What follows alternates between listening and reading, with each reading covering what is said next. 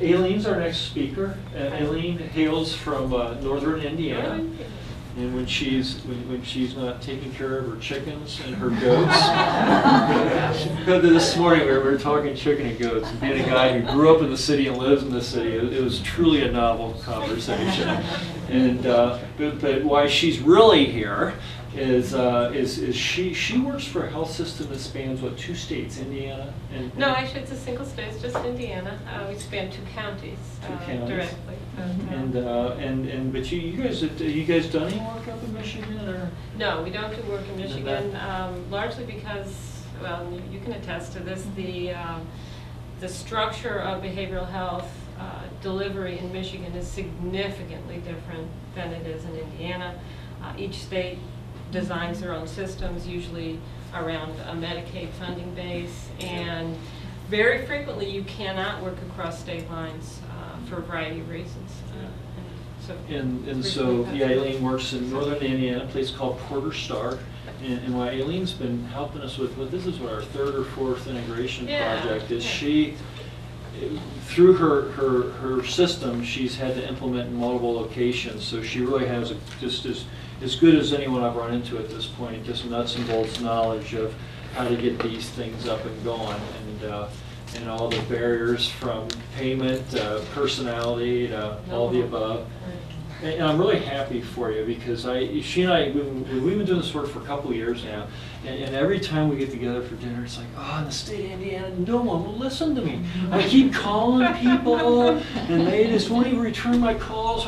When I talk to them, I can tell it's like talking to a wall, you know. But you're on a couple task forces now. Yeah, we've got things moving. Yeah, well, congratulations to you. Really good. Still don't have the Health Information Exchange listening to me. They refuse to return my emails or phone calls, but you know, hey, one thing at a time. So join me in welcoming you. I'm going to need to do a little switcheroo here. How do I get this back? Oh, I know. Let's do Technology 101 here. You know, once you start your comments. As Todd mentioned, I'm from northern Indiana. And I work in Valparaiso, Indiana, and I have, I think, the privilege of both working in integrated care as well, you know, in a really direct way, as well as working at a state policy level, which I really enjoy. And I'll talk a little bit about those things today, but as I was listening, I'm thinking, you know, I'll tell you, it's really fascinating because the pieces are not all working in sync. They absolutely are not, and it doesn't matter where you are in the country, they are not working in sync. So everybody's talking about integration, but we're going the wrong direction. Okay, what did I do? We're going to express lunch now. Still fix it for me. So, so you have to show me which button to push. Obviously, I pushed the wrong one. Did you ever know that? Yeah, so I really messed it up. Oh, there it is. Okay. So this one? To this guy? I'm a true okay. engineer. I just started hitting Thank buttons you. and all of a sudden it worked. So you know, I really have the opportunity to work in integration and trying to promote integration locally within my own mental health center, as well, you know, in our larger medical community, as well as working at the state level. And I can tell you, just reflecting a little bit on the discussion, we can certainly talk about it a little bit more. Where I work at Porter Stark, we have a variety of what I call integration projects. We have a direct integration where we're providing behavioral health staff to the local federally qualified health center, doing brief interventions in the health center with people who come in for medical problems. I think you all know about 80% of anti-depression treatment, so to speak, is provided in a primary care setting, not in a behavioral health setting. And by the way, Porter Stark and Indiana in general already has an integration of behavioral health and addictions, sorta, kinda, okay? And when I say that, I mean they're under the same umbrella organization. The funding streams differ somewhat. The funding for behavioral health is stronger than the funding for addictions treatment, there's no question. There is effectively no residential treatment in the state of Indiana. It's all intensive outpatient addictions treatment, or perhaps some group counseling. It tends to be very brief and nature. And Medicaid only pays for addictions treatment beyond kind of individual group counseling through a waiver, a Medicaid waiver program. So, which many people don't qualify for because addictions diagnoses do not entitle you to Medicaid, okay? So, again, that's not at all unusual. But backing up in terms of the integration that we do, we have this, what I think of now as a fairly traditional integration project where we're providing behavioral health staff to a primary medical setting. We also have a reverse integration program going on where we have the medical provider actually, they have a physical health clinic now through Change in Scope located at our mental health center to provide integrated care for individuals with serious mental illness. It's a very, very different health delivery model than the one that we use, and payment model, by the way, than the one that we use in the federally qualified health center. And that's one of the things you have to pay attention to. But I will tell you that even within Porter Stark, we have a very strong presence in terms of integrated care. We have physicians who are not engaged, okay? I'm not going to tell you that uniformly, even within our entire organization, that we have across the board buy-in from everyone. In fact, one of the things I really wanted to do was to move individuals who were stable on psychiatric medications to the primary health care providers. What a great way to improve access to psychiatry. We have, by the way, 8 psychiatrists. So for many, we have a lot, really, of psychiatrists. But it still takes anywhere from 4 to 6 weeks to get in to see one. That's a terrible lag time. And it's one thing that as we look at healthcare reform, we're really going to have to grapple with. That kind of an access barrier is not acceptable. It needs to be immediate access to care, whether it's psychiatry, addictions treatment, behavioral health counseling, any of those things. So one of the ways you improve access to psychiatry, in my mind anyway, is you shift the people who don't need a psychiatrist per se any longer into primary health care. Doesn't that make sense? Right? Yes. Well, so tell me why a doctor wouldn't want to do that. Give me a good reason. Anybody? Throw out a reason. First of all, think of it from the lens of a physician who tend to, even within an organization, tend to work in what I think of as a private practice mentality. Okay, so now, I want you to give up, Todd, I want you to give up those 10 patients, or Lindsay, give up 10 of those patients, give them to this other physician. We know that this other person has the capacity to treat them, and you're there to back them up. Anyway, if something goes wrong, whatever that might mean, why would you not want to do that? Because you would lose money. There's one good reason. Yep. Because guess who I'm asking you to give up? The people who show up for their appointments. Okay? So what's your risk? Well, you give up the ones that give up, come in for their appointments, you might gain somebody who doesn't show up. And so suddenly you've got a revenue loss. Okay? The other thing that, and actually I've kind of forced some of these doctors into the position of articulating this. They don't really trust those other doctors, that they're going to, provide the kind of care and the relationship that they have with those individuals. So there's resistance, even within an organization like ours, who's very committed, who's been doing this for quite a while. So those are things you need to be aware of, and then you get all the little quote unquote systems problems, which can be huge. Okay. And make it difficult. So, but you got to sort of forge on. You just kind of got to poke away, push, push, push. Okay? So what's changing? What is the impact of healthcare reform? I think of this really as a continuum. This has been going on for a while. It just is picking up some steam. Okay? We've been doing integrated care for 6 or 7 years. So I know this is not new, but it's becoming more public. Okay? So there is more of a push. Integrate behavioral health and addictions treatment. Stop treating them separately. And then also stop treating medical. And dental's a new addition. Stop treating them separately. okay? Pull all of those pieces together. I do believe that you have to do that with sensitivity to the population, okay? So if somebody has diabetes and they have a comorbid depression, which is not at all unusual, they're in a primary care setting, okay, because that tends to be where those people show up. The way in which behavioral health works with that person can be very, very effective, but it's also probably going to be brief, targeted, behavioral change focused. At least that's the way we've done it, okay, and that's the way we were getting results, okay? On the other hand, you take someone with serious mental illness, and that approach we have found is an absolute bust, okay? It flat out doesn't work with that population. And so we've changed it dramatically. And we actually have a case manager who's in the medical appointment with the nurse practitioner and the nurse, and obviously the client or consumer. They're there together, and they collectively plan what's going to happen between now and that next appointment, okay? And it's usually in terms of behavioral interventions. How am I going to help you get more exercise? How am I going to get you to the grocery store so you can pick out a decent meal and improve your overall health? So it's a real wellness focus. Let's help you feel better kind of an approach with high levels of face-to-face support in between the medical appointments, okay?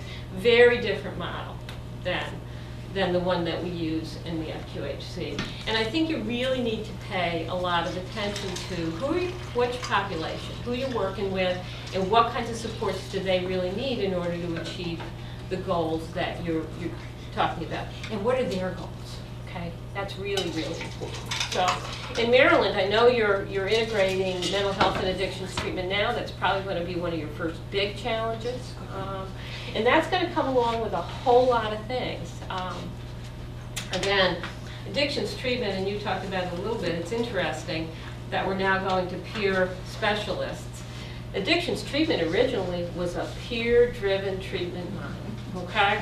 That's who provided the care, right? So what's happened over time is that whole group really has become professionalized. Now they got licenses, they have certifications, there are credentialing requirements for addictions treatment that didn't exist originally. And in fact, a lot of the people who started out in addictions treatment have been sort of lost in the dust. Unless they kept up with their education and got those additional credentials, they're no longer working in the field. Okay, so that's a huge change. Now it's a little bit of a shift back. And there's some recognition of value in peer specialists. I will throw out a little bit of a caution because one of the things I do is I do accounts receivable, okay? And I also do managed care contracting. So I gotta watch dollars, okay? So I'm always matching. If Tony's gonna deliver a service to an individual, then she better be credentialed with that payer. She better have the correct credentials. We need to know what are the services that are authorized by that particular payer plan, how is she going to deliver them, what are the documentation and reporting requirements, and are they coded correctly, okay? And then at the front end, I even have to know that that person even has that insurance. As you start looking at integration of mental health and addictions treatment, you're also going to have to take a look at that, what people historically, now anyway, have called the revenue cycle, okay? And I do think in addictions treatment in particular, there's been a lag in the knowledge base and the competencies with respect to fee-for-service billing, all of those business pieces that have to be in place. There's an education and a support that needs to occur to help people acquire those skills and the understanding of what's involved in making all that happen, okay? Healthcare reform, provider accountability. This, in my mind, is probably one of the first two. Well, all three of these really. But provider accountability is huge. When you think of treatment outcomes from addictions treatment, somebody tell me what you think we're talking about. What do you think? Sorry? Completion rate. Okay, completion rates. Good. Okay. So I got, out of 50 people who started, I've got 45 who completed treatment, and I'm good, right?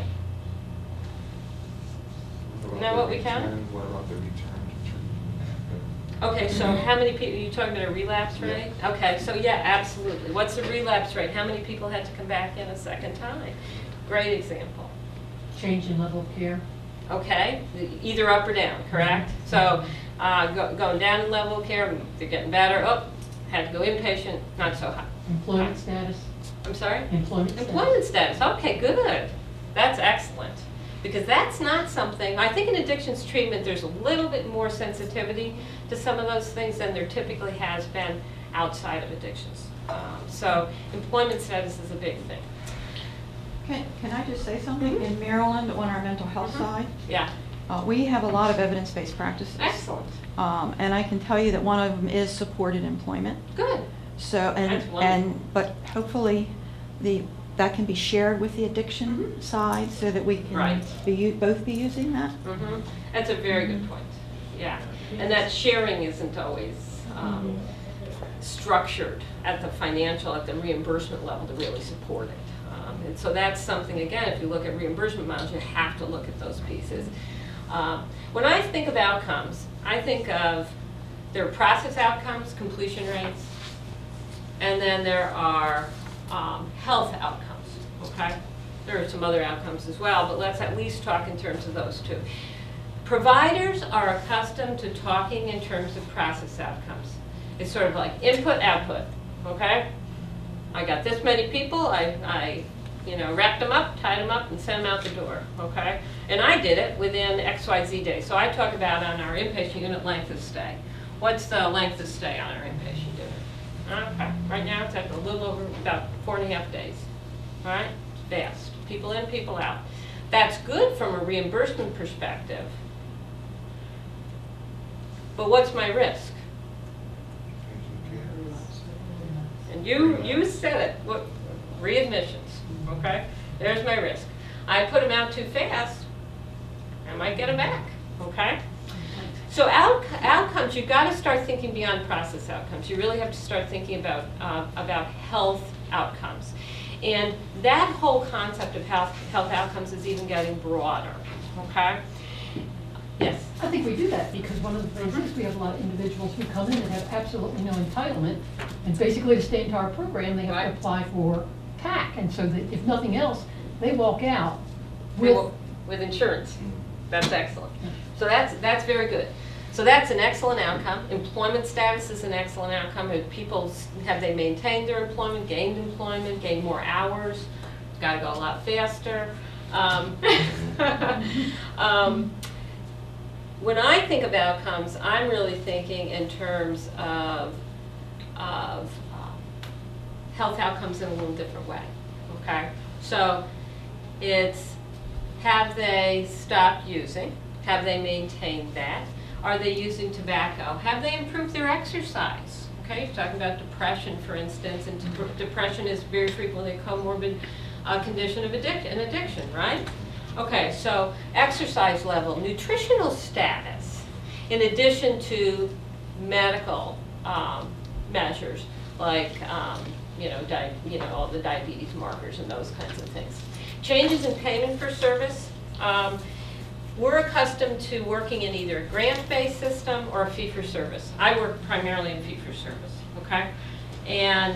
But fee-for-service isn't going to cut it in the future, okay? It really is going to be tied to, you're going to get paid if in fact you improve the health status of that individual, okay? And did you improve it for very long? The new HEDIS measures have some measures out for schizophrenia that are absolutely based upon health outcomes with respect to diabetes, which is a frequent comorbid condition of schizophrenia. They think secondary to medications largely, and cardiovascular. So it isn't just did you screen them for the illness, it's what's the medical outcome in terms of that illness. So those are the 2012 or the 2013 HEDIS measures include medical measurement of outcomes for people with schizophrenia, okay? As we move into medical homes, value-based purchasing, all of those performance-based payment models, which are coming, they're on the way, okay? You have to start looking at what are the health outcomes for the people that you treat, okay? And then, and Todd mentioned this, the introduction of prevention and wellness. How do you help people maintain wellness? Children often get missed, by the way, and so starting early with kids can be a real big benefit. Just for the sake of people that are from Maryland here, our secretary has a very strong background in public health. So he's actually taken this to another step of outcomes. Okay. That we do all exactly what you said, which Right. is very good the way you put that together. But then also look if it's somebody that does have an alcohol and drug related illness. Then how does that calculate? How does that, as we move forward into automobile accidents? Absolutely. So does that have our accidents decreased? Right. Have they increased? Yeah. Based on what it is that we're doing from our, so I just wanted to throw that out because public health Yeah. is his big thing. Right, and there's about a $500 billion cost annually to addictions when you extend it out to the criminal justice system and all of those other pieces of life. So the outcomes are immediate in terms of health, but then longer term, as you mentioned. Okay, so here's some things going on now. There's state plan amendments. Behavioral health medical homes, Missouri and Rhode Island are the first two states to get theirs approved. Indiana, we're in the process of putting one together. As a matter of fact, I'll be in Indianapolis tomorrow, working on our state plan amendment, trying to put together something that will allow us to establish a behavioral health medical home. As part of that, there's a fee-for-service component, but there's also a performance-based payment component, okay? And again, but to support a very different model of care. Medicare value-based purchasing is absolutely outcomes-driven. Hospitals are dealing with this currently with respect to health conditions. Again, it's kind of a forerunner of what's to come more broadly, okay? Increasing your value, okay? So how do you become valuable in a new environment? Well, quite honestly, I think one of the first things you do is you ask the people who are paying for things, what is it that they want from you, okay? What are they looking for from you? What are their concerns? And we've had a number of conversations now with the managed care companies and within our Medicaid program, talking specifically about this, because my perspective on it may in fact be a little bit different from theirs, okay? So we heard, for instance, about a big concern of one, because they have a lot of women and children that they insure. They're concerned about depression and addictions amongst pregnant women. That's a huge issue for them, because what they see as a result of the non-treatment is longer-term costs with respect to the children, failure to thrive, all kinds of other down-the-road kinds of costs that are associated with that. So that's their concern, okay?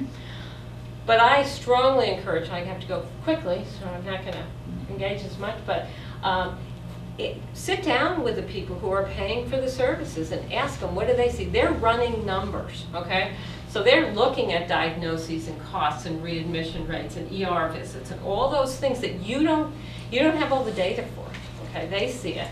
Find out what they're looking for. The same thing with medical providers. What are their concerns? Our local hospital, and our local hospital, by the way, pays us to send staff into their emergency room to evaluate psychiatric and addiction issues as they walk through the door. They also pay us to go onto their medical floor to assist in making determinations about ongoing care for people who are admitted for a variety of medical reasons, but they have some psychiatric or addictions concerns about. And what they've seen is, yeah, they're paying us. They pay us per visit, but they have savings as a result of that. People are not in their emergency rooms as often. They're not there as long. They got them off their medical floors faster. So there are secondary gains, okay? And their gains are going to help them in a Medicare value-based purchasing environment. So they've already laid that groundwork. Okay. Dual diagnosis, you know. Yeah, there's a lot of dual diagnosis, and I think of it as overt dual diagnosis and then covert dual diagnosis, okay? There's the quiet stuff that people don't necessarily notice, and then there's the stuff that's a lot more obvious. But ask them, what are their short and longer term goals? What are their populations of interest? There's a lot of discussion now about older adults and rising levels of addiction within the older adult population as more social isolation exists, okay? So how do you get in on the ground floor of that to prevent that problem? What kind of partnerships can you develop with non-traditional partners, perhaps, that can help avert some of those things? You have a lot of skills, okay? A lot of stuff to sell that medical providers and other non-traditional providers don't have. Case management, the ability, you know, some of those things that have been very common in behavioral health are not as common in a medical environment. So looking at that. So what are some real practical kinds of ways to increase your value to medical providers? And I'm looking specifically at FQHCs right now. Increasing their numbers of Medicare and Medicaid patients. They love that because they get paid really well for those people. Increasing the number of uninsured because that helps with their 330 grant. Increasing zip code penetration. If you know FQHCs, they're evaluated on a lot of these things, okay? Helping them meet medical outcomes, because 40 to 60% of health outcomes are behavioral and lifestyle based. So those are some of the things that you can really assist with, okay? You just gotta be able to sell it and form those partnerships. Improving management, there's lots of things. Access to specialty care, I do want to spend just a little bit of time on that because I think that's been, it's like the Achilles heel of behavioral health and addictions treatment. It's not unusual to, to say, oh, well, yeah, we can get you in 3 weeks, or we can get you in, and quite honestly, we can't afford to work that way any longer. We have some projects going now on no-shows, and they're a little bit unusual on our physician no-show rates. I think of every no-show appointment as lost revenue and lost service. So every single one of those, I just think, oh, rats, missed the boat on that one, So we're now instituting something we call our MD Urgent Care Clinic. So what is that? Well, it's kind of an unusual response to no-shows. If you no-show for one of our doctors, we're not going to reschedule you. We're also not going to write another prescription for you. But when you call because you need another prescription, we'll see you that day. Okay? And we have our physicians actually working people in between medical appointments. They do that with a high level of nursing assistance. And what it does is it provides face-to-face contact, better medical care. We're doing a lot of vitals checking, doing screenings as a result of that. They're getting the face-to-face time with the doctor, although it's brief, okay? And it increases our revenue, quite honestly, because we can bill for that. All right, so we provide better medical care and we get reimbursed for it.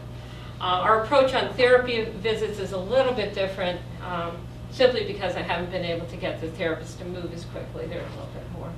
I have 5 minutes. So I do want you to think about what else can you do, okay? What are the other things that you can do internally with other partners that can help increase your value? Expedited access to evaluation and treatment. So it's that after ESPER. Everybody talks about ESPER, okay? ESPER's been around since, by the way, 2003, and it's a wonderful example of system barriers. ESPER is really hard to make work. And it's really hard to make work because of the way in which reimbursement design exists. Okay, so in Indiana, what does that mean? It means I have to have in order to bill for ESPER, we have to have the physician spend a minimum of 15 minutes with a person, independent of the medical visit. Would you like to know how many of those get done in a year? None. Okay? So Indiana's not doing ESPER because nobody can afford to do it because of the way the system is designed. Okay? And it's been in existence since 2003. All right? Now, are we doing ESPER? Yeah, we do it in a slightly different way. Providing behavioral interventions for people with chronic health conditions, and I have found it really helpful to focus on specific medical conditions, right? because what it does is it increases the likelihood you're going to have a common response. People expect, if they have diabetes, then that behavioral health consultant is going to get involved with that person. We have clear health outcome indicators that tell us, is it working, is it not working? And it's just a really good group of people to work with. Again, this is a group we work with at the FQHC, and we work differently with at our own facility. Increasing primary care competence with what I think of as psychiatrically challenging individuals, that you can partner, you can provide consultation, helping primary medical care providers do more medication-assisted treatment with some backup is a really effective mechanism. We do that.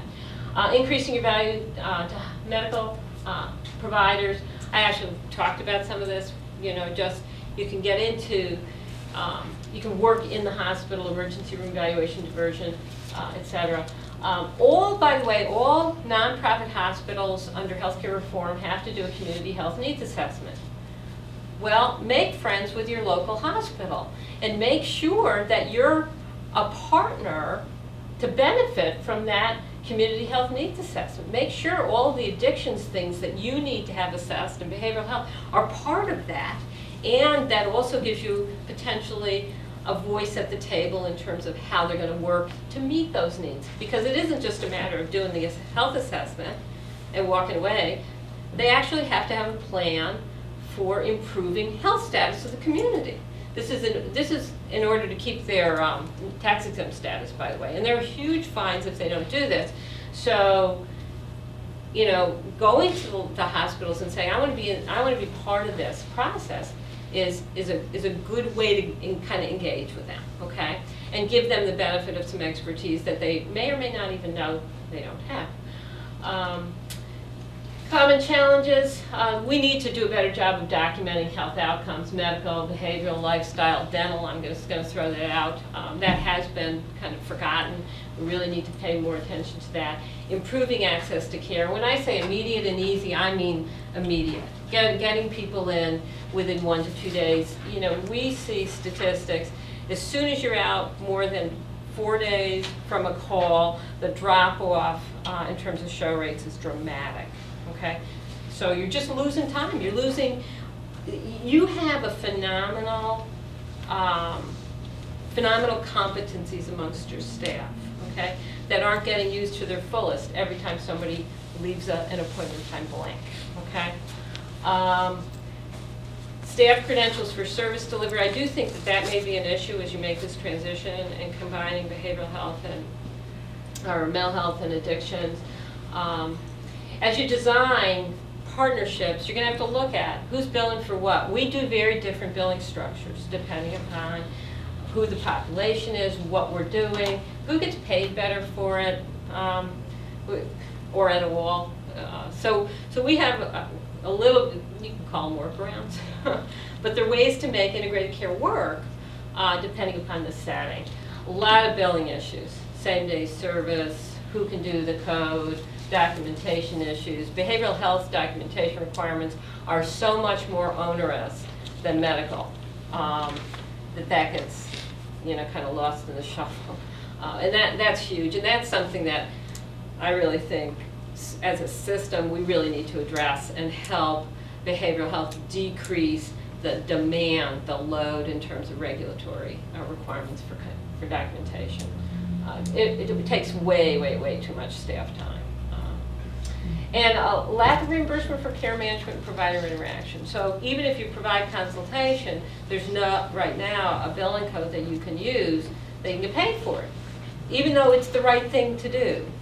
So we sort of build it in, we do it anyway, we just have to minimize the amount of time, or we do it a little differently by including, for instance, all the providers in a single medical appointment, so we're sort of doing it that way. More challenges, different EMRs, so you have coordination of care challenges. Those of you who work with doctors, not to be cynical, but I get to be once in a while. Even with a combined EMR, I do think that we're going to need to educate doctors to look at something other than their own notes. Because there is a tendency amongst physicians to say, I'll look at the last note that I had so I can see what I did, but I don't, I'm not going to pay a lot of attention to what you did and what you did and what you did. So there is some re-education of the medical community that needs to occur. So anyway. Good luck with that one. So what questions? I'm sorry, I sort of zoomed through a lot of this. Good stuff. So any? I just have one question, and it kind of ties in with your, but I'd just be curious to know in your state, are your behavioral health providers accredited, the programs? Yes, we all are required to be accredited. There's You are required? Required. We have to be accredited. As a matter of fact, all of we have 25 managed care contracts, and just for our Medicaid contracts.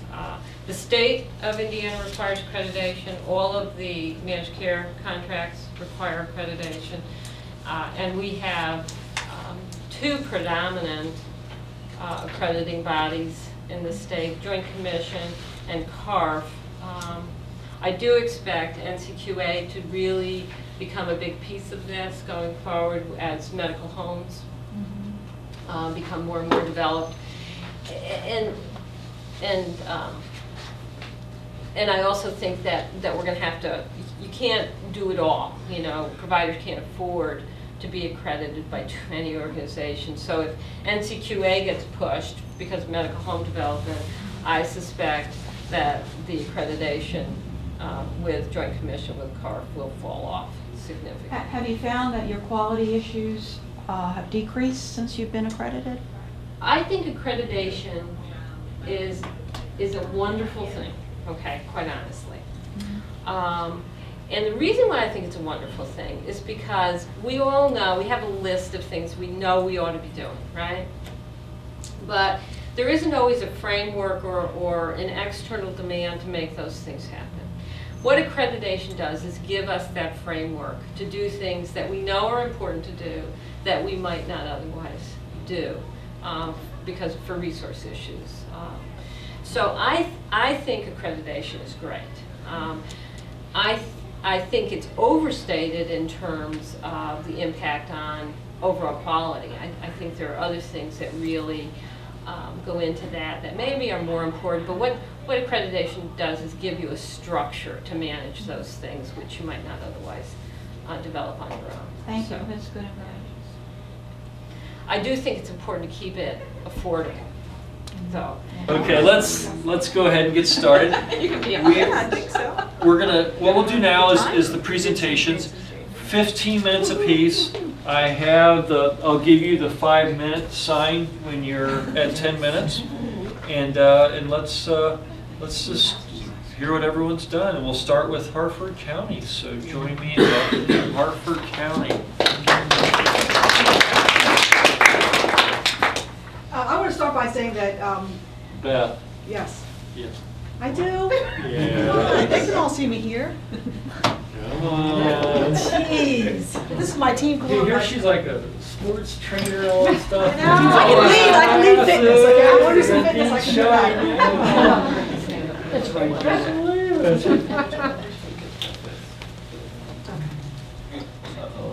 We got the whole Harford County brass up there now. We're supporting her.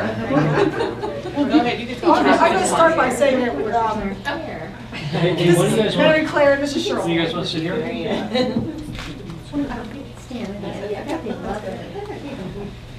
When we started this project, we were very unclear what was going on in Harford County. Still a little bit unclear what's going on in Harford County, but we feel so much better. We feel like we've come a long way. We talked to Todd at the beginning saying that we didn't even know if we were going to be a clinic. We felt like we were being vended out to the private programs.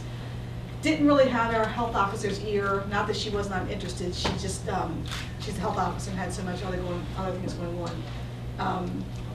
How many months later, we have her complete attention. She has put behavioral health as part of the local health improvement plan. So we feel much more comfortable with what we're doing in Harford County. We made some strides. Is that working now? No, not yet. Okay. Maybe get my paper now. There you go. There we go. Okay, so our aims were, of course, the behavioral health integration. HealthLink is our public primary clinic. Our division for adults, we only work with uninsured people, so we felt they were most closest to serving the same population. And we also wanted to meet with the county hospital and actually the ER. So that's what our aims were for this project. Our changes were, we did indeed, our behavioral health integration, we started working with our CSA, which is the core service agency, just to talk about what we could do as far as integration. We really honed in on talking about sharing personnel. With HealthLink, we went there and met with the staff there. That didn't go so well. They actually had a contract the previous year with Shepherd Pratt to have on-call physician, psychiatrist, and they were never utilized. So they didn't feel like that would be a good fit right now. Plus, the space was an issue with them. And we also met with 2 staff from the ER from Upper Chesapeake to discuss. Their main thing was, they would have patients come in that needed detox only, and they just wanted best practices of where they could funnel them properly for funding. So that's what we got with them. Results for behavioral health, we actually entered into a contract with SPIN, which is the Support Peer Independence now. It was a drop-in wellness center for mental health. We have a contract with them where we have our peer counselor join them and sit down there for the addictions end of it. We also entered into a contract with, again, it's Alliance through CSA. Alliance is our mental health provider in the county. They are our ATR and our care coordinators, and they are actually sitting in our office at the health department. And again, I mentioned earlier, behavioral health is a part of the local health improvement plan. And we are working with the CSA and various members of the community to deal with behavioral health integration. Again, I talked about HealthLink. That didn't go so well, but we're going to continue working with them to see if we can work with that. What we did in place of that, we upped our Shepherd Pratt, our psychiatrist who works with the health department part-time. We upped her hours. She started with us from 8, went to 12, went to 20, now we have her up to 25 hours a week. So, and we are talking, and we actually have written or started writing an MOU with the ER. That's on hold right now because the as part of the SHIP, the State Health Improvement Program, and the LIP, the health department and the CEO from the hospital are talking about different things, and they didn't want us to have our own separate MOU just yet. They both think it's a good idea, but we're kind of stuck with waiting to get an okay for both of them. Is that it? Oh, next steps. I already talked about all of them. We were just waiting on everything, so we're moving on from there. And I think that's it, right? Oh.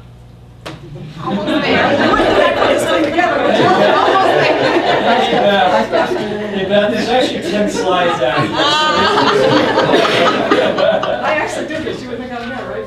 So, our lessons learned, we broke down into pros and cons, and really the only con that we could think of was, money was thrown on us from the state, from ADA to hire people. So we did hire the 2 peer specialists I talked about earlier. We hired them and didn't know what to do with them because they weren't trained. We weren't real sure what the position was other than, common knowledge. Entering into the SPIN contract was another thing that we had to do quickly, so we didn't take a whole lot of time to research it. We did go down there and thought it was a great idea. And it really is a good idea. There's just some kinks we got to work out between the staff and everything.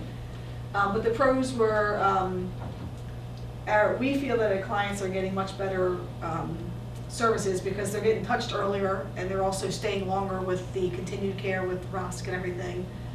Our staff is being cross-trained. The addictions folks and the mental health folks are learning each other's positions. And again, as I said earlier, our county is really becoming interested in behavioral health and disability care integration, where it wasn't even talked about before. When we first started this project, it wasn't even discussed.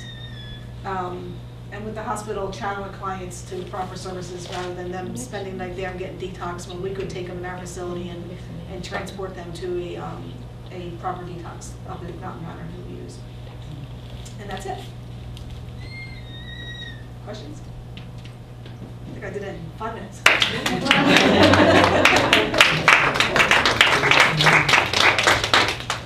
Questions?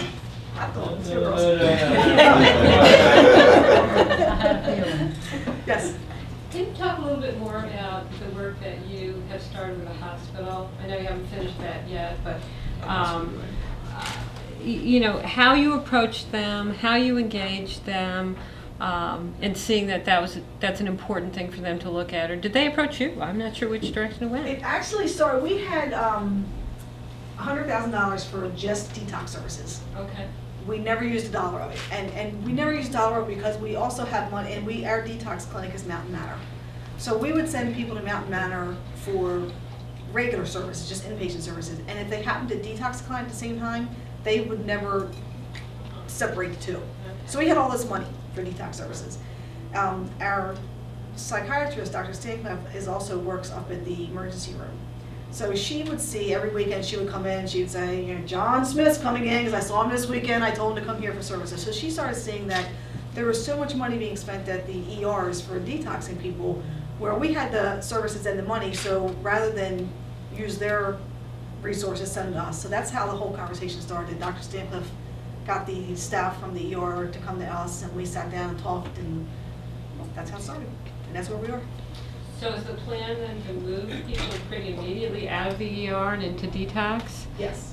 So the plan, because of personnel resources, is what we would do is if it was during business hours when we were here, they would call us, transport the client to us, we would call Mountain, or keep them there, we would call Mountain Manor because they transport and they would come pick them up. If it was after hours, they would send us a note so that the next day we would have fax to us that this client's coming to us, this is what they treated them with already, and we would send that to Mountain Manor. We also set up something where if they had to, it was during business hours and they have to admit them because of medical complications, but they also know there's addictions, we're going to send an addiction counselor over to the hospital to do an evaluation to get them. Excellent. I'm curious about your internal process, the three of you, and then your agency, and how that happened. I remember the first time we all came together and seeing you guys, and it almost was like a deer in the headlight.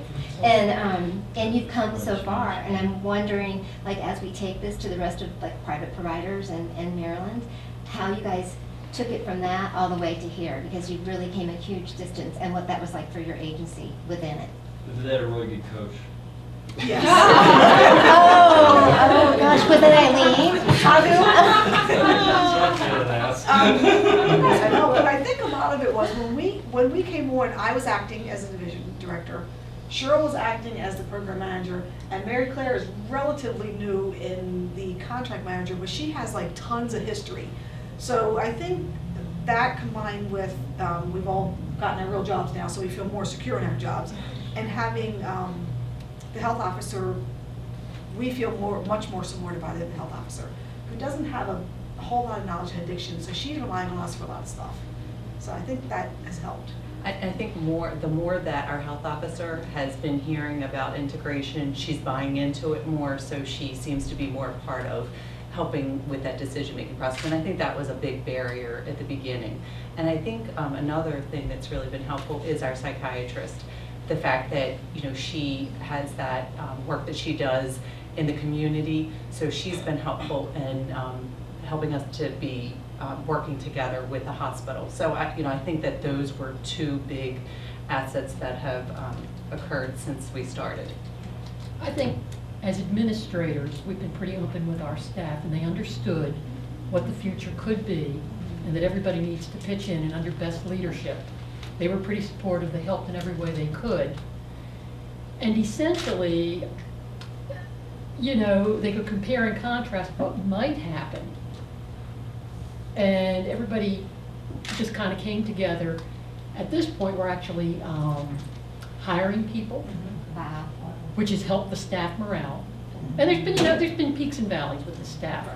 But because Beth's been very open, and we pulled together with our partners. I mean, we were sitting around having these meetings weekly with health department administration, you know, deputy health officer, the executive director for the core service agency, which is mental health, actually community services, basically people on the advisory council, some of the politicians, local county council folks, and I think they've just been very, very supportive of this whole process for us.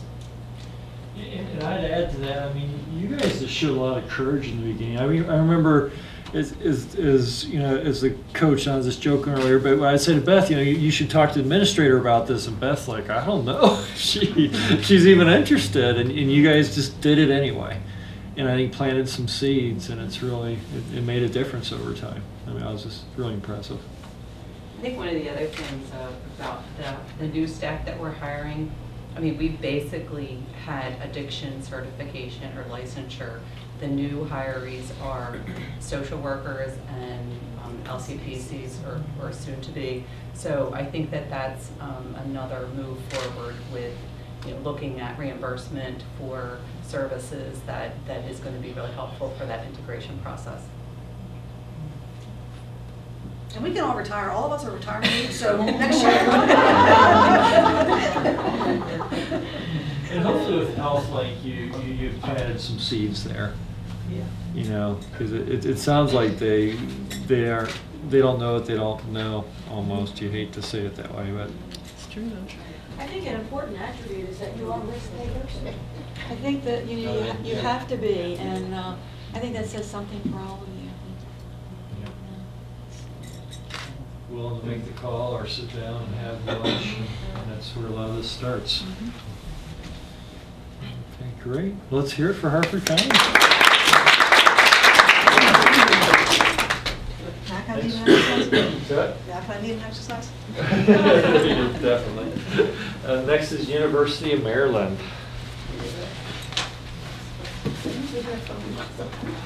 Yeah, I think I got it to work now.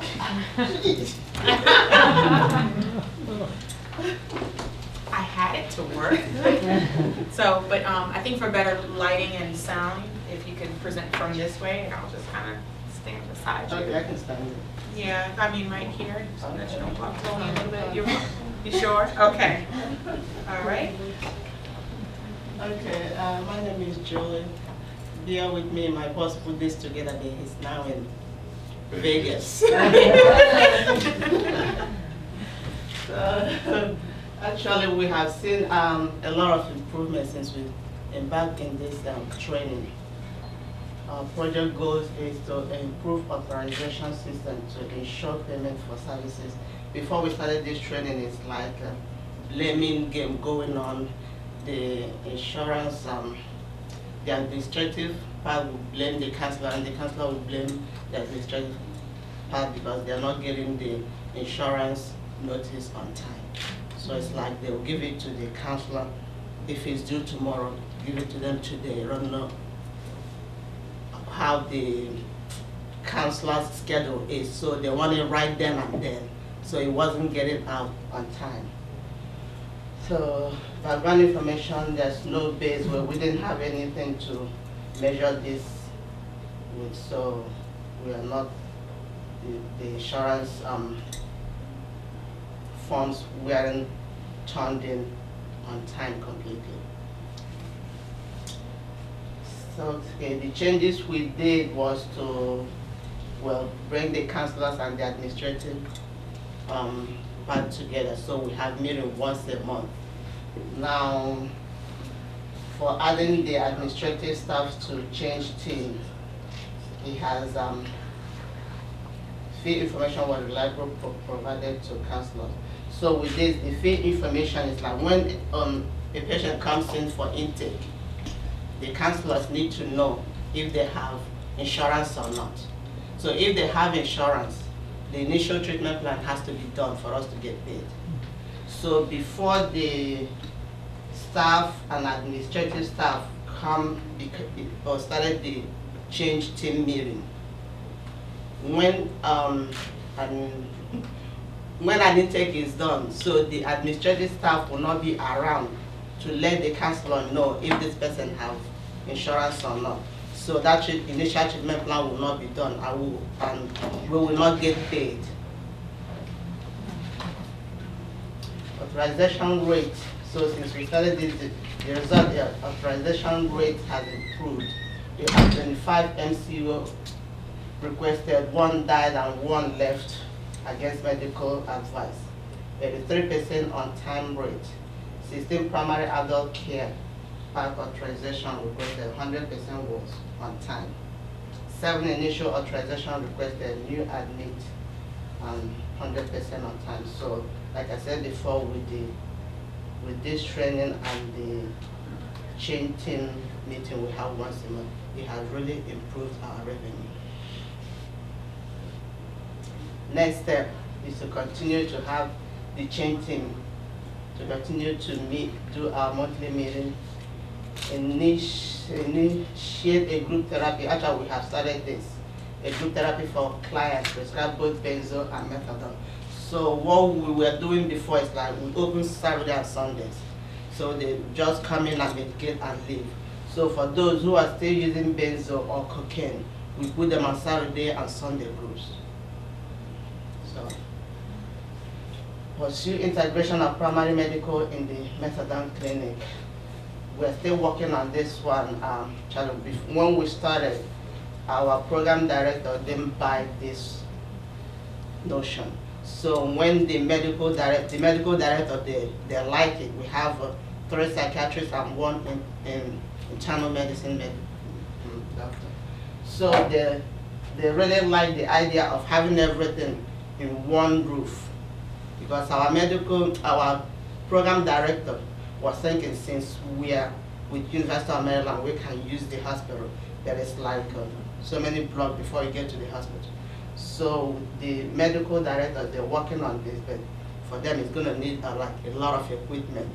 But the good news is that they're thinking about it. That's it. Julie, would you say, because I remember at the very beginning how much resistance there was to looking at integration and the assumption that it was already there. That's You right, know, yeah, already yeah. doing it. We don't have to worry about this. It's already getting done. Been there, done that. And in order to sort of get the administrative buy-in, they had to establish a financial base. They had to say, okay, we're collecting the money that gives us the base to do this next thing. And would you say that that was a big help in sort of making that transition to receptivity to integrated care now? Yes, Okay. yes, it was. And another thing, the way we did the counselors getting the treatment plan on time, the administrative staff will give it to them 30 days before it's due. So after 2 weeks before it's due, if the counselor is not done with it, then they will let the supervisors know, and the supervisor will follow it up. So that's how we do it. I'd like to add one thing too. I'm really impressed with your numbers with the PAC stuff. You talk about PAC? Because that is a big system barrier. Yes. So for you to be able to do what you did, really says a lot. Because right now our system on the addiction side, and there's no retroactive piece. It is on the mental health side, but it's just the way that it's not to anybody. It's just the way the system is right now. Hopefully that will change. Yes. But what you did with that in the interim, you're to be commended. Thank you. Because sometimes some of the patients, when they come in, they don't have insurance. So we enroll them in PAC. That's right. Okay, improve authorization, improve collection. Yeah. So it has improved really. Any questions? I have a question actually. You were talking about initial authorizations. Do you guys have the experience of having to do concurrent treatment plan reviews, or does that initial authorization cover their entire treatment there? No, we do concurrent. That's why the administrative staff have to give it to them 30 days before. Oh, so you were looking at the concurrent treatment plan? Both. Okay. Yes, like after the intake, if the patient doesn't have insurance, then we enroll them in PAC. Right. If they do have insurance, we have to do that initial for us to get paid. Right. Then after every 90 days, we do the concurrent. Yeah. I just wondered because we're pretty good at doing the initial authorizations. It's the concurrent that we've had trouble with, so it's good that that was included because that seems to be a So maybe we'll do what we did. yeah. That's it, right? That's it. I guess, I'd just like to point out too, is just, it sounds like with these first two groups, you both had sort of resistant decision makers, or just, I guess resistant decision makers initially, and you had two different approaches, but both of you sort of, went after it and made it happen, whether it was creating relationships or creating a bit of a business case, like, well, hey, we can, we have the money to do this, let's do it. And when you talk about doing primary care with methadone, so you're talking about maybe having a clinic there in the methadone? Right now we do have a doctor there, but it's like he doesn't spend as many hours as we want to.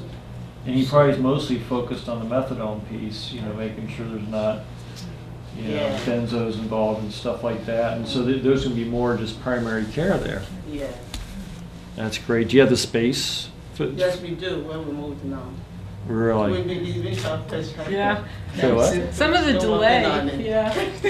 delay actually in moving to integrated care is they're trying to finish the building renovations in the new space that they're in, and they sort of can't do that until they get the renovations completed. So, I mean, I really think this is a great example of sort of, I think of it as stealth integration, So,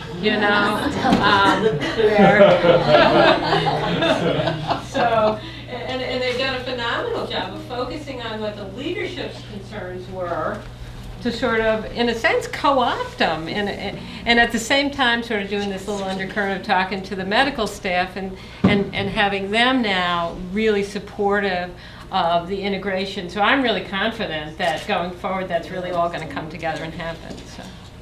Actually, that was my next question, was whether or not the move was a barrier or you found it to help the integration process, because that's a huge change in the midst of trying to to work on this project, and to see the results that you have even with really that. Helped. Yeah, it helped. The Yeah. move, yeah. Because now we have this space before we didn't have the space. And even as you're designing that space, you can put things in there that will help with primary care clinic, like sinks and stuff. They're in the process of finishing the medical suite, so it's like everything. That's awesome. Yeah, great. That's really good. Really good. Well, let's do that. Way to pinch hit for Wayne there. That's getting out of a presentation. Okay, next will be Epic.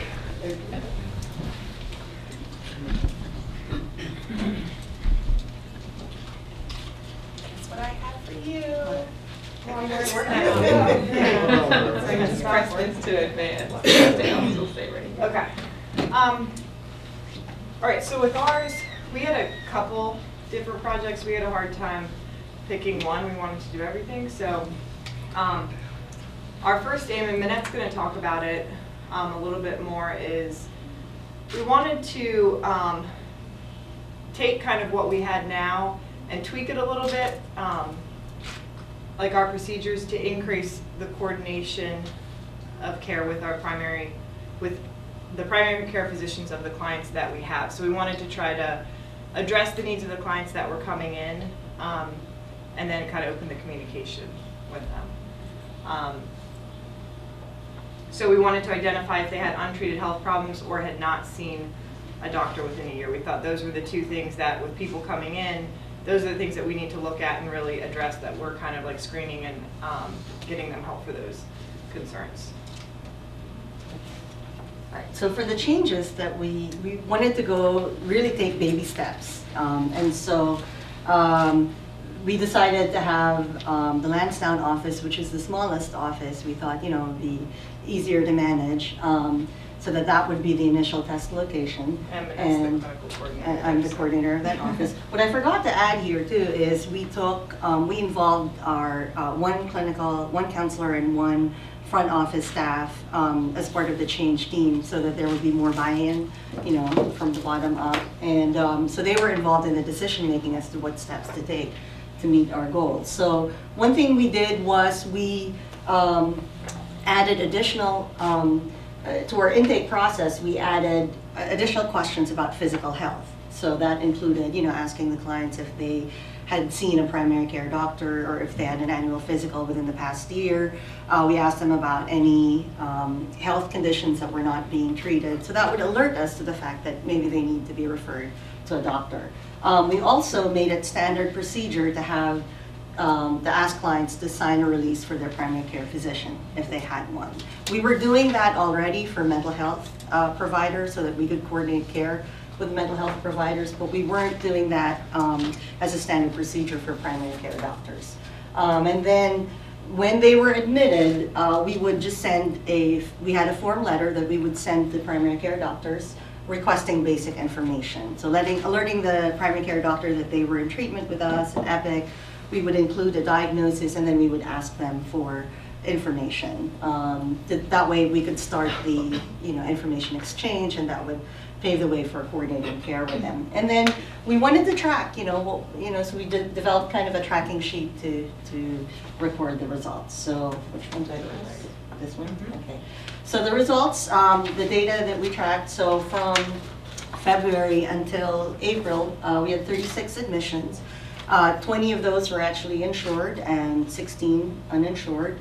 Only one reported that they had untreated health problems, but really 8 had not had an annual physical. So most clients are like, how's your health? Oh, I'm in such great health, but when was the last time you saw a doctor? Oh, 20 years ago. So they may have health conditions that they're not even really aware of. 2 referrals were made, only 2 referrals. So I think that's still an area where staff needs to grow, counselors need to grow in terms of, being more quick about making referrals to a doctor. We found out that 18 had primary care physicians, which is good. 15 were willing to sign releases. There were 3 that were, we get clients who are like, oh, why do you want to talk to my doctor? They might stop prescribing my pain pills now, so there's that issue. And then, 15 signed releases, but only 6 letters were sent, and we're like, oh, what's the problem here? We're getting the releases, but why aren't we communicating with the doctors more? And we looked more closely. They would sign releases, but there were a couple of issues. One was, they automatically get assigned primary care doctors when they get medical assistance or PAC. But many of them said they didn't even have a relationship with these doctors. That was a name.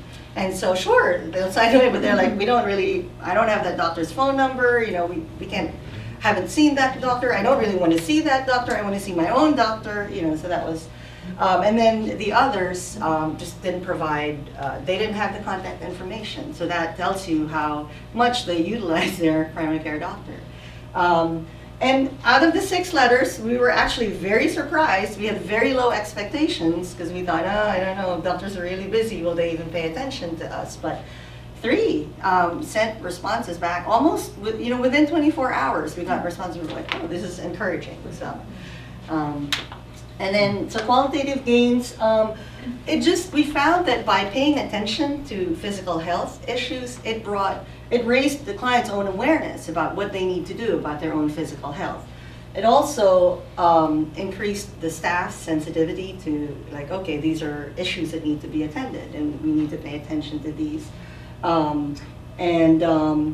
It definitely, the collaboration with primary care doctors, alerted doctors if this client is in treatment for addiction counseling, then if they're prescribing like pain meds and benzos all at the same time, like there's something to, be mindful of.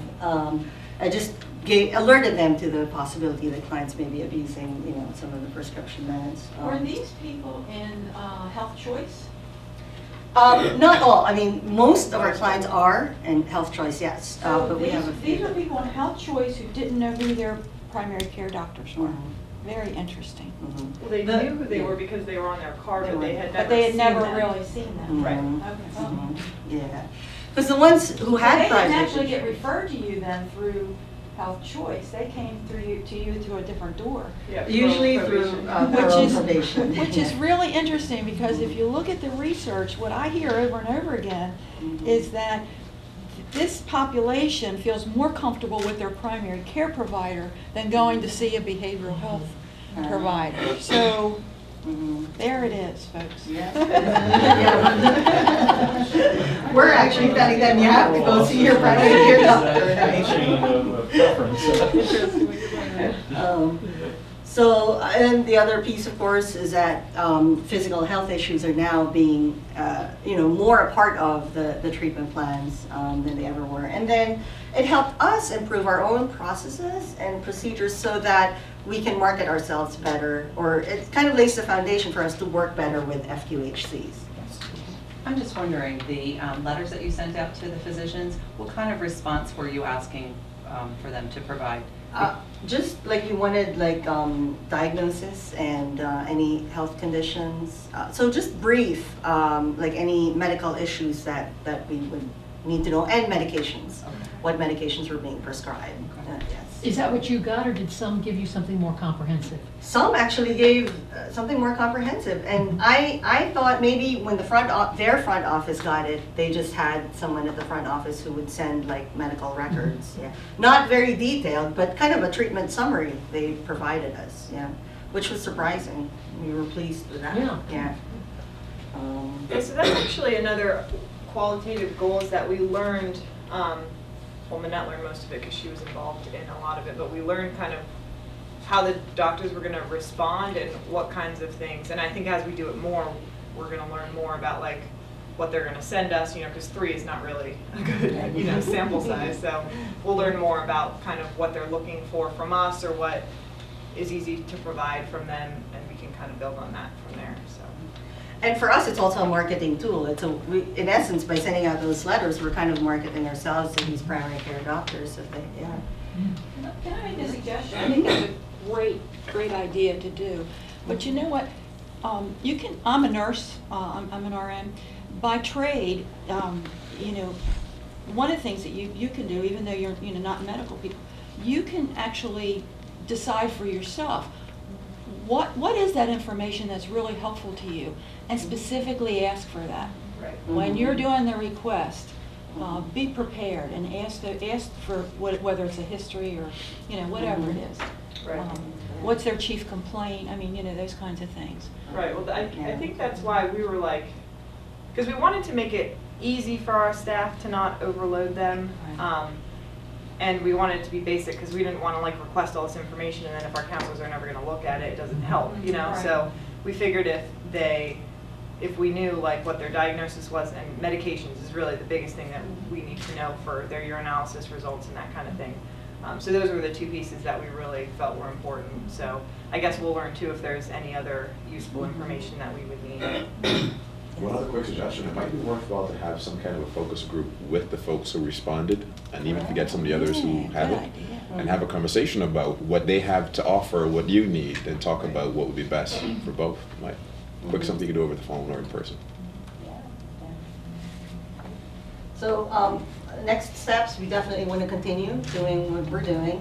We want to collect more data and see, we'll take into account the suggestions you've given us, which are really great, to further, tweak our procedures. And we were actually thinking of expanding this process to our Catonsville office as well. And the good thing too is that increasingly from insurance companies, we're finding that they want us to coordinate with primary care doctors more. So, this being part of this project helped us to get that process started, like in a way that didn't feel too overwhelming. It's like the baby steps really helped. So. Can I ask you a question? What if you do in cases where the patient doesn't know who the primary care doctor is? How do you get the medical information? So that piece is one we need to work on in terms of follow-up. So we do all of this in the intake process. So the assigned counselor really needs to do more of that follow-up and get on, ask the patient to take a more active role in, setting up an appointment with their primary care doctor or, Yes, because I know at the beginning you were saying that some people don't even know who their primary care provider is or the physician, and sometimes the patient is so incoherent, they don't really remember anyway.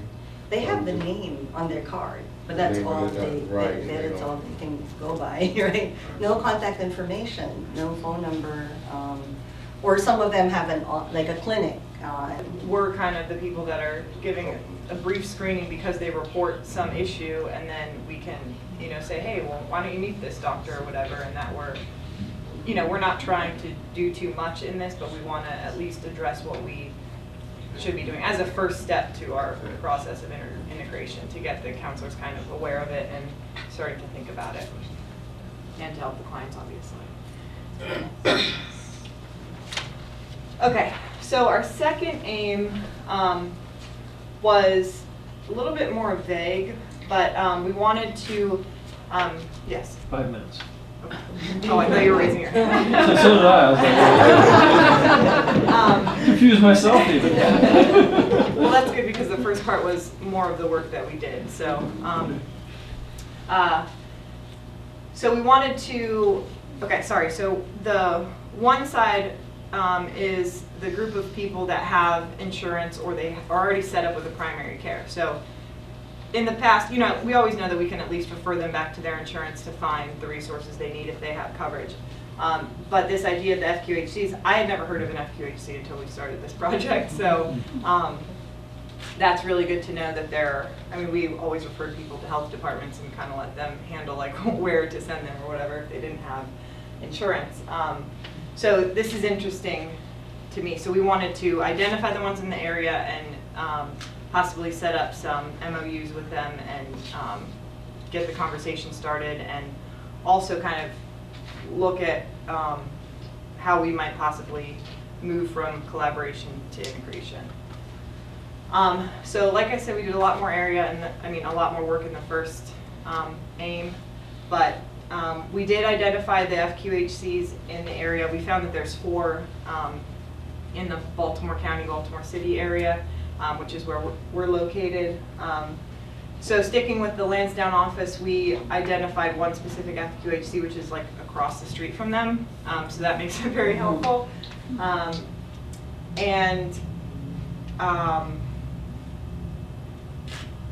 So we learned a lot about, from this initiative through like our trainings and conference calls about FQHCs. Like I said, I hadn't heard of it. Steps to kind of go through that process. So I think the most we did here was a lot of planning and gaining of information. So I felt bad halfway through because I'm like, we haven't done anything on this, you know. And we did have a little bump in the road because our program director had mentioned that our parent company, so there's another level up there, was doing this kind of research project to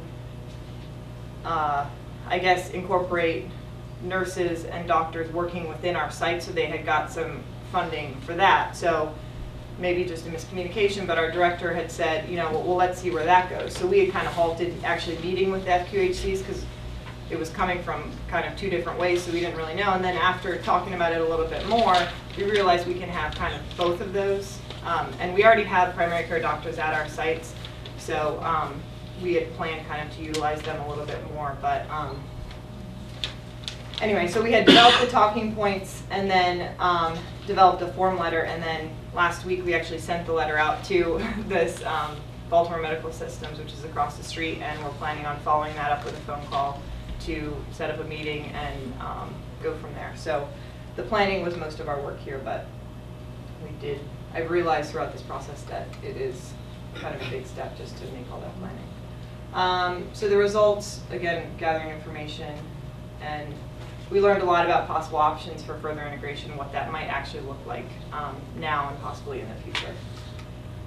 Okay, I said that. We'll call them to set up a meeting, develop working relationships, and then continue to develop a plan for further integration. So that's happening from a couple different angles.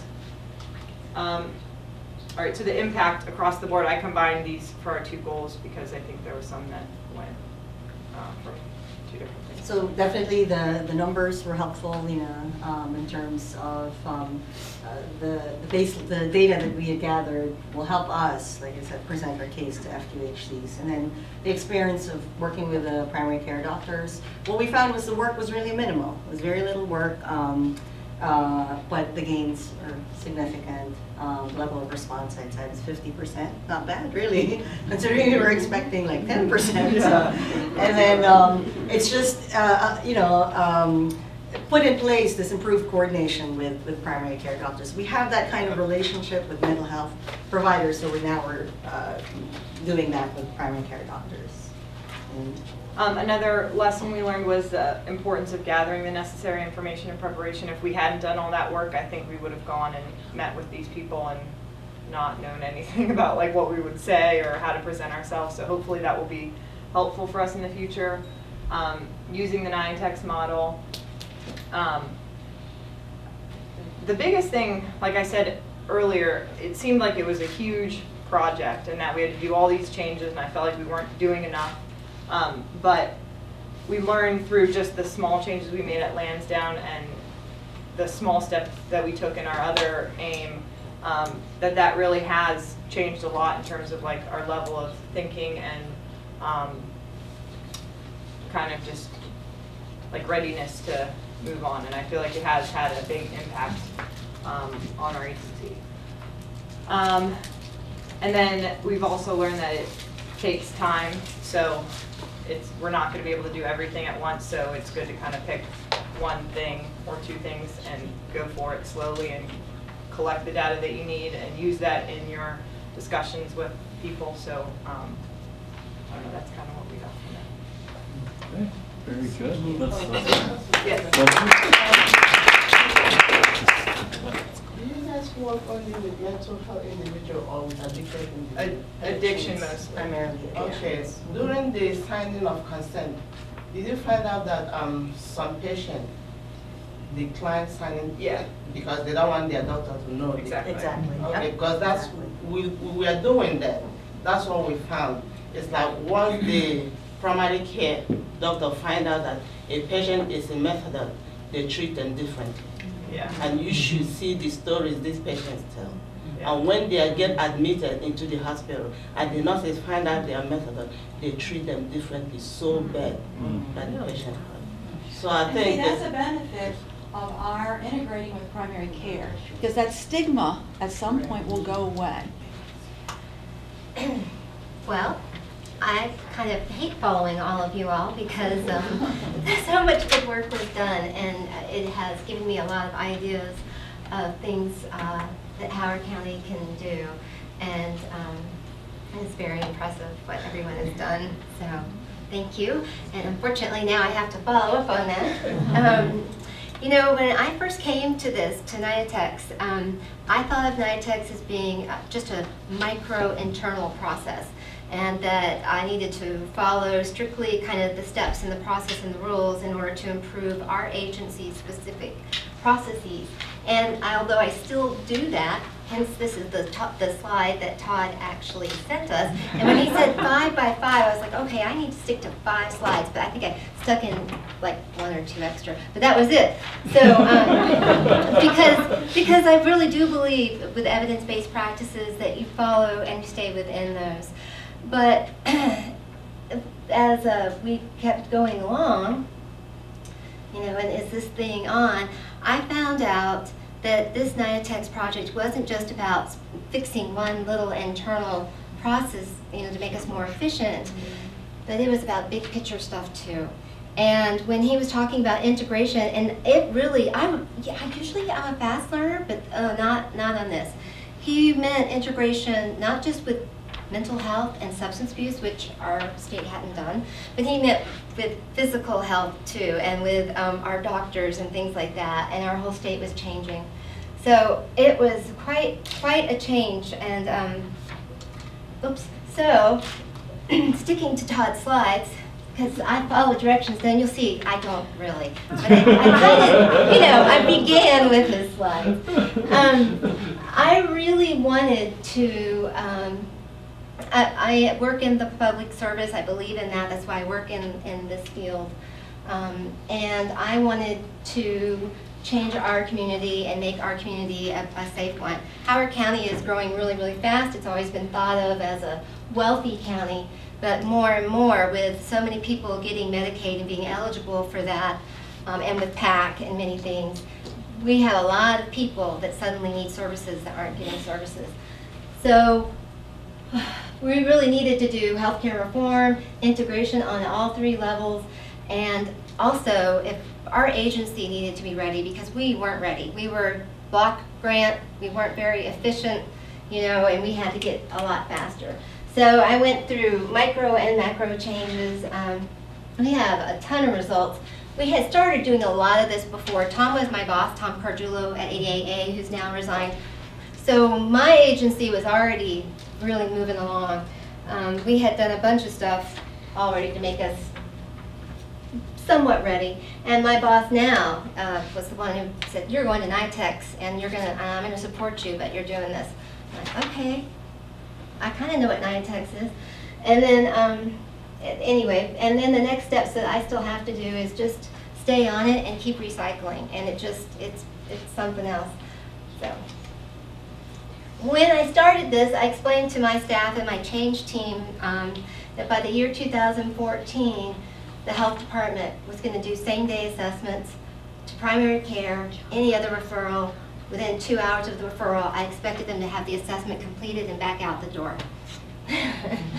And I explained that that's what our people needed, meaning our residents needed to have a good safety net. Now, we were nowhere close to that. Right now, we had already implemented walk-ins. That was a change I'd made like 2 or 3 years ago, but for assessments. But to get into one of our primary therapists, there was a bit of a wait, and to finish, like when you walked in, depending on when you walked in, you were in our office 1.5 hours to 4 hours, and you didn't walk out with the assessment. You would get it 2 or 3 days later. We would have it done for you, but the referral might not.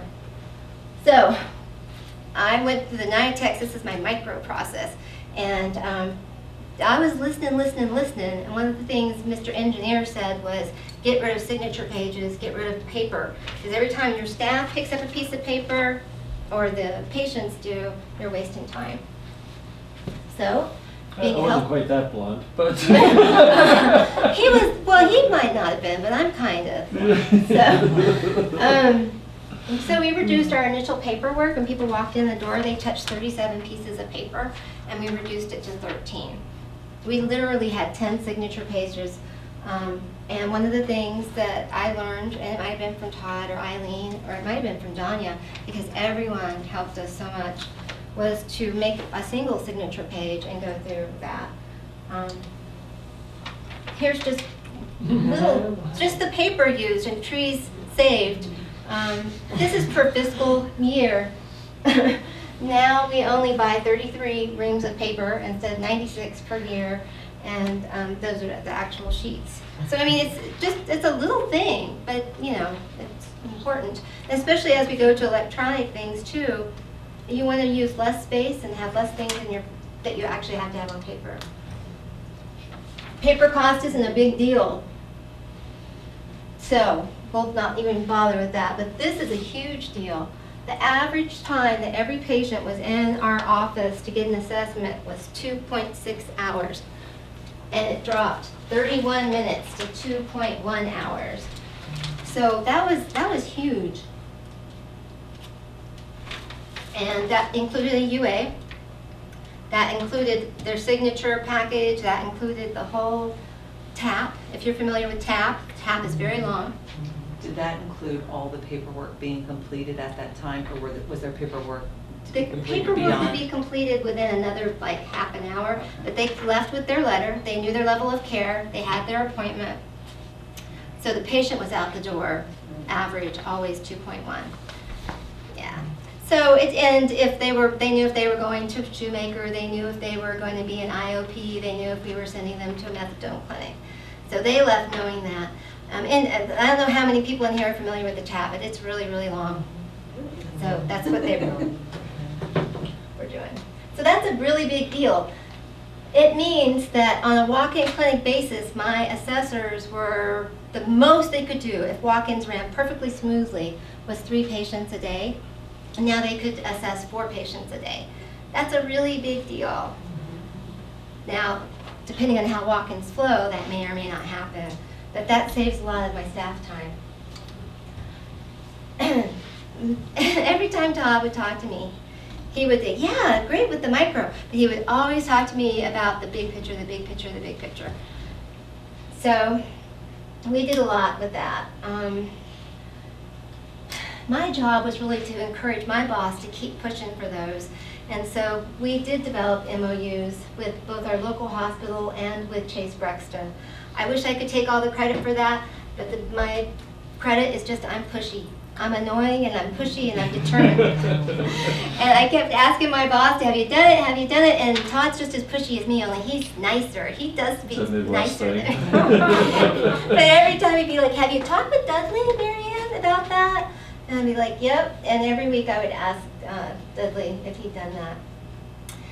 We did some specific things with our homeless shelter so that we have an assessor there for a half day every week. They fill out the PAC forms. Some of the things that we also did that I didn't put on the list, as people were talking, I realized we have an insurance clearinghouse that we are starting July 1, which every piece of our billing things will go through to check to make sure the signatures are there, the diagnoses are there, everything's done before it ever goes to the insurance. To check for those little errors, because that's what spits them back with Medicaid, which is also a big deal. We had instituted automated reminder phone calls for the appointments, and that also really helped a lot. That's going to be my baseline for one of my new projects that's coming up very soon. The health department, this is really a big deal with the integrated care with the primary care physicians. We are right now in the process of finding out the baseline of every single doctor's office and urgent care to see if they are doing any sort of behavioral health screening. And we also asked them, and Todd got me to include this, what can we do for you? Would you like us to do some education or information? Do you need an expert? What would you like? So this is a big deal. We have our med student intern keeping it all in a database, and from there we'll kind of see. Part of the integration on a different level with the mental health providers is we put $75,000 in the wellness center so that the patients from both mental health and substance abuse actually go to the same place. And that goes with our peer support recovery people in Ross. We also put $40,000 to combine with the mental health case management. We want the mental health patients and the substance abuse patients to be getting the same care coordination. This is really important because if case management is happening by two different people, there's duplication of services. So how we did this was Dudley ended up being on, and he pushed to do this, but partially because of all the things we learned here. He is now on the Mental Health Authority Board, and the Mental Health Authority Board comes to our meetings. So we go back and forth. We're going to be in a new building in July 1, 2013. We built office space for them so that they can be with us. And we built space to have 2 doctors in there. So anyway, we want all of that case management service. Alliance is who we are using. I know different people use different folks, but we want them to all have the same care coordination. And a new thing that I just did is for when people refer to us, I have a $10 gift card when the patient arrives. And that's a really good thing. So when a doctor or someone sends someone, when the patient actually arrives for the assessment, we say, yay, here's a present for you, and we give them a $10 gift card. So that's one of my new projects. And again, the reason for that is because it's not just enough that the doctor says, hey, come, you need a mental health assessment or substance abuse. But if you let them know there's a present waiting for them, the follow through is better. I'll use my data from the reminder phone calls and the current show rate and that to see if this is working. So, what I learned is it's really mostly about relationships and staying positive. And although I'm blunt, I'm really I just think the relationships are more important than any of the specific things I accomplish at any one meeting, at any interaction with our team members. One of the things that made a difference for us internally was including our reception staff, which had never been included in any of our decision-making prior to this. I can't tell you what a difference that made. One of my new PDSAs that we're in the middle of is, now that our paperwork is so short, we kind of get a bottleneck of them entering that in, and so sometimes that slows us down now. So the receptionists, I had them as part of our mini walkthrough, take the paperwork and fill it out in the lobby, each one of them, and turn it in so they could watch it being processed and see what happened with that. And they were just like, oh my gosh, I hate answering these questions and filling out. So for once, they actually got to feel what it felt like to be the patient. And that has really changed our customer service. So it was an unexpected outcome. And that's what, keep an eye on the parking lot. So like today, while you guys were talking, I got a really big parking lot. So I think this is really important. Ryan said, do you guys ever get tired of healthcare reform? I do. I have to go to Annapolis about 2 times a month, which is a long drive for me. I'm a part of a lot of the Senate committees and the different things. I have to be a clinical supervisor for my programs and make sure that my clinical team is motivated, and then I also do all this stuff. And I also keep prodding my boss along, who, by the way, without our health officer, who is a visionary, and Dudley, none of this would have happened. But I get a little tired sometimes, so it would be nice if someone was, kind of helping encourage me. So I think that would be, if there was some way to find that, and Todd did that for me a lot, so thank you, Todd. And Danya did that a lot, especially Linda, who I haven't seen today. But keep organized. That's tough, that's tough, that's tough. To get that data, to show the results, that's not my forte, and Todd did a good job reminding me to do that. Success is not the perfection of the change plan as originally drawn, but the reaching of the goal or outcome as we set in step 3.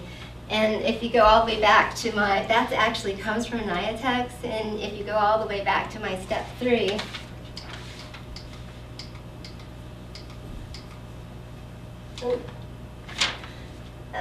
did I not put my aim in there? Oh, darn it. So in my original aim, it was to build a safety net for the community and to improve our practice so that we could do 2 hours, have them in and out. So, and I think I'm well on the way, but I have a long ways to go. So, that's it.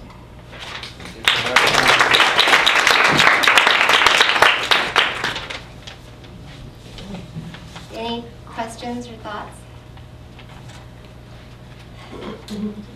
This is another one where things got started a little slow and then things really picked up, and really had to work with a few folks, and the whole paperwork thing was just really impressive. I think you're right, Marianne. It's just having that community to keep the process going and the enthusiasm and kind of the energy flowing into it. That's really important to have. The momentum really built, which really shocked me, but our community has, and some of it's just nationwide, but it has really just picked up speed. I find what's heartening to me, and because I've tried this for years in my role, the fact that you're able now to get the mental health and the addiction people together. Yeah. That's a big accomplishment. And that comes back to that relationships thing too, and like, Dudley's done a great job of building that relationship with Donna, and so if the relationship's been damaged, I would say go back and fix that, because and sometimes they have, and I meant to stress collaboration instead of competition, and when you're a private agency or you're both providing the same service, that can be tricky. Absolutely, and I think, I know you're trying to get your arms around it, but that alone is really an accomplishment. Yeah, and I really meant that. The relationship is far more important than any of the specific things. So, yeah, that is a big deal. And I didn't think it would happen, but it did. So let's give her another round of applause. All of you a round of applause. Really good projects. You guys. Okay, our suggestions for integration is first to discuss the ideas with each department. The second suggestion was to try new models to determine which one will fit our particular program. The third one was to establish some change management of the departments, and some of the aspects of the change management will be the strengths and weakness pertaining to the integration process, set scheduled time for meetings, select data from each department involved, and to establish space for the integration process. And the last suggestion was to discuss the new roles and responsibilities for each profession. I like that. I like it, and I really like this. The second one is I think with some of these, with this integration, often people think it's too big of a process to pilot test, but I think that's basically what you guys are suggesting, is try things and see how they work. You know. Okay, great. Okay, good. How about the Harford County folks? Well, the first thing would be to swap employees between your mental health and your substance abuse agencies. Uh-oh, okay. Open up communications that everyone on board understands and everybody buys in. Identify your change agents within your agency and then neutralize the negative individuals. I didn't neutralize. I see like this cartoon where you have a little gun. You give them another project. Distract them. Right. I got this really important project for you that only you can do.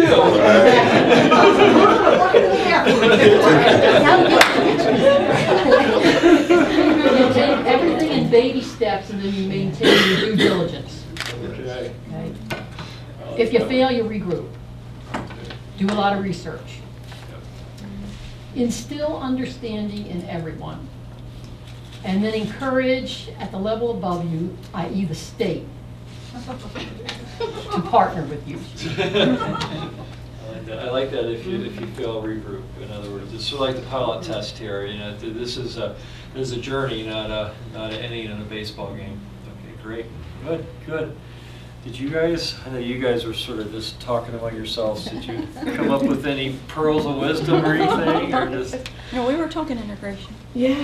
What you guys talking about? We have a lot of work to do. We're not at this level yet, so we're kind of saying what we need to do, and what we've done so far is we've gotten our electronic medical health record system. We're really trying to get other people to buy into this system, particularly our Department of Mental Health. They're in the process of, they're shopping for a new EMR. So if we can get them on board with us, we can actually have one treatment plan and really work on the co-occurring issues. The other things that we've been doing is really working on primary care. We got a 12 Cities grant, so we're having primary health, particularly our HIV services, mental health and substance abuse at the table, and we've been working on, just identifying ways that we can collaborate and do what we've been calling the red carpet treatment for these clients, and making sure that they get into our systems seamlessly. The other thing that we've been working on is we, as a whole, we've been working on our workforce development, and we changed our licensing process from having registered addictions counselors to certified addiction counselors that actually are licensed. We're working on partnering with our community college and Catholic University to provide training for them, so that the goal is to have all the CACs have one, basic knowledge, but also be able to identify mental health issues, so that then they can see if their clients have mental health issues to refer them to the Department of Mental Health. So those are some of the things that we've been working on, just try to get ready for And listening to the healthcare reform. conversation here was really interesting to me, in that we talk about, what things can help facilitate integration, but then specifically, if you pick certain things, how they will trigger other things, like the electronic medical record. You get that in place, you got an integrated treatment system, you have a good billing system, you have better communication because you have access to the records. Data. So maybe even looking at what are those things, but then what can we get when we're choosing these things, Yes. what can we get mileage out of? And the biggest hurdle that we've had is really having our state plan amendment for Medicaid to cover substance abuse treatment, so. It sounds like you guys have a worthy to-do list. Yeah. And you sound, by the way, you sound very similar to the way a lot of these folks did 6 months ago. So there's, you have a path to follow, so to speak. All right, what about this group with Howard and Epic? All right, so the first we thought was establishing the value of integration. So really starting with how would integration, with all the players, so how would integration benefit or meet the needs of the agency, the partner organizations, and the clients especially. And a crucial piece to that would be establishing good communication with all the players involved. The second piece is the collaboration, so involving all crucial staff in the change team so that there's that buy-in process. The third piece is taking baby steps, as was mentioned by the other Don't groups. try to do it all at once, huh? Right, and so, you don't want to overwhelm staff, you don't want to overwhelm everybody, and so by taking small steps, it helps reinforce that sense of self-efficacy. The fourth is having the data is really important, so having that baseline and walkthrough was really crucial, and being able to track the changes and being receptive to what the data says. So if the data says something's not working, then we change it and tweak the process. And then the fifth, we were thinking of the sustainability and accountability component. How do we sustain the changes? One of these is being able to celebrate the successes, being able to deepen the relationship among all the players involved, but also having that ongoing accountability to see how we could maintain the changes. Okay, good. Anything else we should add to our collected list? Those were good. What I like too is there's some process issues there. There's some relationship issues, and then there's some nuts and bolts, the data and things like that. Okay. Are you guys ready for to hear from the esteemed panel of healthcare reform? Oh, yes. The esteemed blue ribbon, should we call it blue ribbon panel of Ryan, myself, and Aileen. Blue ribbon indeed.